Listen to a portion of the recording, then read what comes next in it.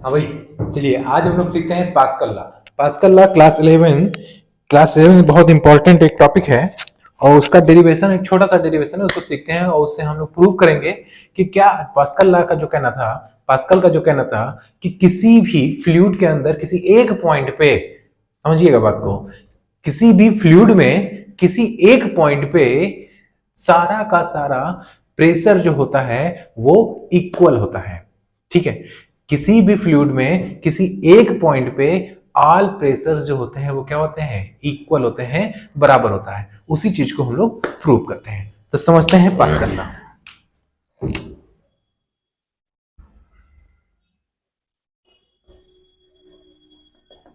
सबसे पहले हम क्या करें कि एक हम डायग्राम को ड्रा कर लें और इस डायग्राम में तीन एक्सिस हम दिखाएंगे, एक्स भी, वाई भी और जेड भी। 3 डायमेंशनल डायग्राम ड्रा कर लें ताकि ये और अच्छे से क्लियर विजुअल हो सके। है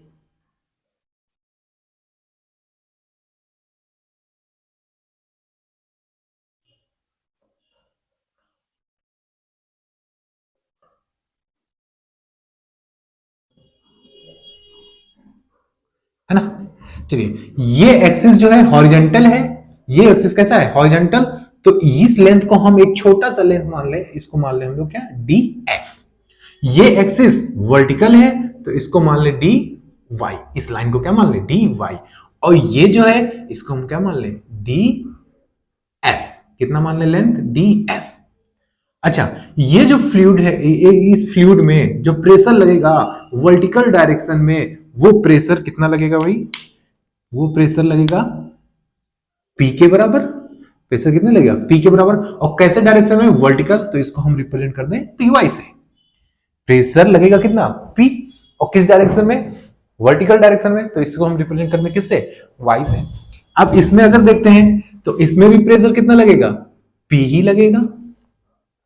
और किस डायरेक्शन में, हॉरिजॉन्टल है तो एक्स। उसी तरह यहां पे भी प्रेशर कितना लगेगा, पी। लेकिन अभी कैसा होगा ये, जेड। कैसा होगा, जेड में। ठीक है, ये एंगल थीटा, ये एंगल कितना मान ले हम, थीटा मान ले। अच्छा, तो पास्कल का क्या कहना था, किसी फ्लूइड में एक पॉइंट पे सारे के सारे प्रेशर क्या होंगे, इक्वल होंगे। लेकिन कंडीशन है, फ्लूइड कैसा होना चाहिए, non compressible. Fluid non compressible होना चाहिए। अब अगर प्रेशर इक्वल रहेगा तो इसका मतलब है कि राइट साइड से और लेफ्ट साइड से, अपवर्ड डायरेक्शन से डाउनवर्ड डायरेक्शन से, सारे के सारे फोर्सेस भी क्या हो, बराबर हो। जब हर तरफ से फोर्स बराबर होगा तो प्रेशर भी क्या होगा, बराबर होगा। तो उसी चीज को प्रूव करते हैं, देखते हैं। तो हम क्या करें कि इसको रिजॉल्व कर लें। तो हम लोग इसको क्या लिख सकते हैं, इसको लिखेंगे हम लोग P Z sine theta, vertical है साइन थीटा। उसी तरह इधर भी कर ले, तो इसको लिखेंगे पी जेड कॉस थीटा। ये एंगल थीटा है तो ये भी एंगल कितना हो जाएगा, थीटा हो जाएगा। अब हम सबसे पहले यहां पर देखते हैं। तो एक बात बताइए कि फोर्स क्या, फोर्स अपॉन प्रेशर क्या होता है, एरिया। यहां पे हम लोग फोर्स के फॉर्म में निकालने जा रहे हैं। तो प्रेशर क्या होता है, फोर्स अपॉन एरिया। तो फोर्स क्या हो जाएगा भैया, प्रेशर इंटू एरिया। इसको इधर ले आएंगे तो फोर्स क्या हो जाएगा, प्रेशर इंटू एरिया। यहां पर हम इसको सॉल्व करने जा रहे हैं तो फोर्स जो भी होगा उसको एक्स के फॉर्म में लिख दें और प्रेशर जो भी होगा उसको एक्स के फॉर्म में लिख दें। और एरिया ये सरफेस का, ठीक है, ये जो एक सरफेस है इस एरिया की बात की जा रही है ना। चलिए, तो अब क्या हो जाएगा, F X is equal to P X into, और ये जो सरफेस है, ये जो दिख रहा है आपको, इसका लेंथ dy और इसका विड्थ जो है उसको हम मानते हैं क्या, यूनिटी। पास्कल ने एज्यूम किया था यूनिटी मतलब 1, तो विड्थ कितना मानेंगे 1 और लेंथ कितना मानेंगे dy। तो dy मल्टीप्लाई बाई 1, एरिया क्या होता है, length into breadth, length into breath. तो हम क्या करेंगे dy इंटू 1, तो यहां पे क्या लिखेंगे dy इंटू 1। तो अपना ये जो फोर्स होगा x डायरेक्शन में हो जाएगा px इंटू dy। तो यहां से हमारे पास क्या आ गया, फोर्स, इस सरफेस पे लगने वाला फोर्स। उसी तरह सिमिलरली इस सरफेस पे लगने वाला फोर्स भी फाइंड करेंगे। तो फिर से यही काम कर ले हम। तो अब क्या लिखेंगे, F Y is equal to, इस पे जो फोर्स लगेगा y is equal to P Y into A. तो हम लिखेंगे इसको F Y is equal to P Y into area length into breadth. Length कितना है dx, और ब्रेथ कितना मानेंगे यूनिटी। ब्रेथ कितना मानेंगे यूनिटी, मतलब 1। तो अब यहां पे फोर्स कितना आ जाएगा पी वाई इंटू dx। कौन दिक्कत, कोई दिक्कत नहीं है। तो यहां पे इस सरफेस पे जो फोर्स लगा वो कितना P Y into D X के बराबर। अच्छा, एक ये भी सरफेस है, इस पे भी हम देख लेते हैं कि क्या फोर्स लगने वाला है। चलिए भाई, तो ये क्या लिखा है पी जेड कॉस थीटा, मतलब ये प्रेशर है हॉरिजॉन्टल डायरेक्शन में। ठीक है, यहां पे फोर्स को देखते हैं तो सिंपली प्रेशर का तो फॉर्मूला होता है फोर्स अपॉन एरिया, और यहां पे फोर्स देखने जा रहे हैं तो प्रेशर इनटू एरिया। फोर्स को एक्स के फॉर्म में दिखाएं, प्रेशर कितना है P Z cos theta, P Z cos theta. अच्छा, ये देखिएगा जो है एंगल कितना है थीटा, थीटा के सामने वाला क्या कहलाता है परपेंडिकुलर। एंगल इसके साथ बना बेस, थर्ड क्या कहलाएगा हाइपोटेनियस।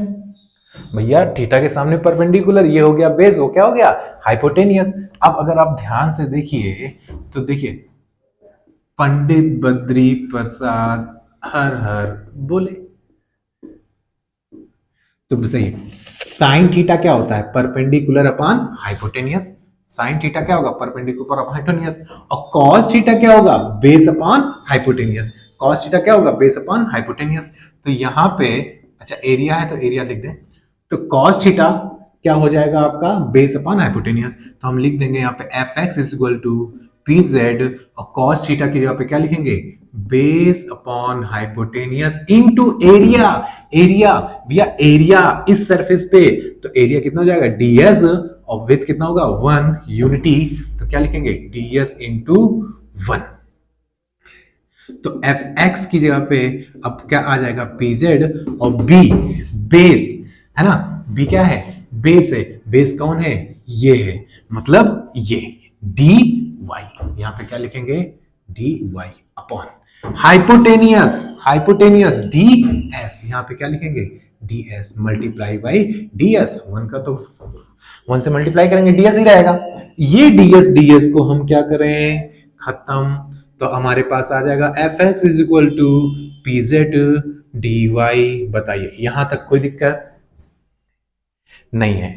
उसी तरह सिमिलरली हम वर्टिकल डायरेक्शन में फाइंड कर ले। तो वर्टिकल डायरेक्शन में जब फाइंड करेंगे लिखेंगे क्या F Y is equal to, F Y is equal to क्या लिखेंगे P Z sine theta into A. भैया P Z sine theta pressure हो गया। ठीक है, अब साइन की वैल्यू क्या होती है साइन थीटा की वैल्यू परपेंडिकुलर अपॉन हाइपोटेनियस। तो हम लिखेंगे F Y is equal to P Z, और साइन थीटा क्या है perpendicular upon hypotenuse, perpendicular dx hypotenuse ds।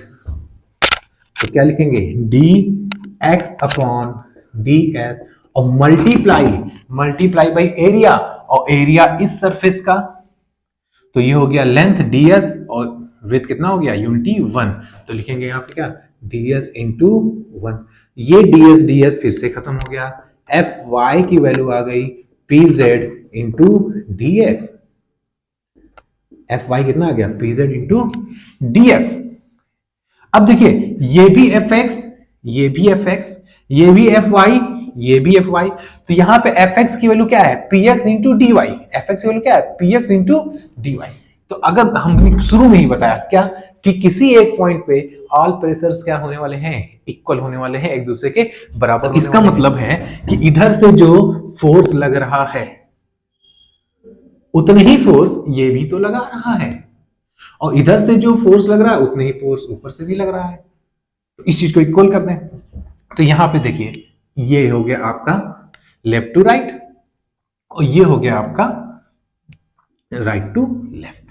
Left to right हमने फोर्स निकाला कितना, P X D Y is equal to, बराबर होना चाहिए ना, is equal to P Z D Y. तो डी वाई खत्म, तो P X is equal to P Z. यहां से प्रूफ हुआ कि जो प्रेशर है पी एक्स वो किसके बराबर है, पी जेड के बराबर है। उसी तरह downward and upward direction, downward and upward दोनों एक दूसरे के क्या होना चाहिए, बराबर। तो डाउनवर्ड में कितना लग रहा है भाई, डाउनवर्ड में पी जेड साइन थीटा, अभी अभी हमने निकाला। डाउनवर्ड डायरेक्शन में ये, तो क्या आ गया, P Z D X. Upward में P Y D X, D X खत्म हो जाएगा, बचेगा क्या अपने पास, P Z is equal to P Y. यहां से क्या प्रूफ हो रहा है, यहां से प्रूफ हो रहा है कि जो प्रेशर है जेड वो किसके बराबर है, प्रेशर वाई के बराबर है। तो देखो एक्स जेड के बराबर है, वाई भी जेड के बराबर है। तो एक बात बताइए, अगर x वाला z के बराबर है, y भी z के बराबर है, तो अल्टीमेटली हम ये नहीं बोल सकते कि जो x है वो y के बराबर है कि नहीं। अगर x z के बराबर है, y भी z के बराबर है, तो अल्टीमेटली क्या हो जाएगा कि x जो है वो y के बराबर है ना। तो हम लोग क्या बोलेंगे, P X is equal to P Y, जो कि also equal to P Z. तो यहां से क्या होता है, प्रूफ हो रहा है जो पास्कल का कहना था कि किसी भी फ्लूइड में एक पॉइंट पे सारे के सारे प्रेशर्स ऑल डायरेक्शंस में क्या होते हैं, सेम होते हैं, इक्वल होते हैं। ठीक है, थैंक यू।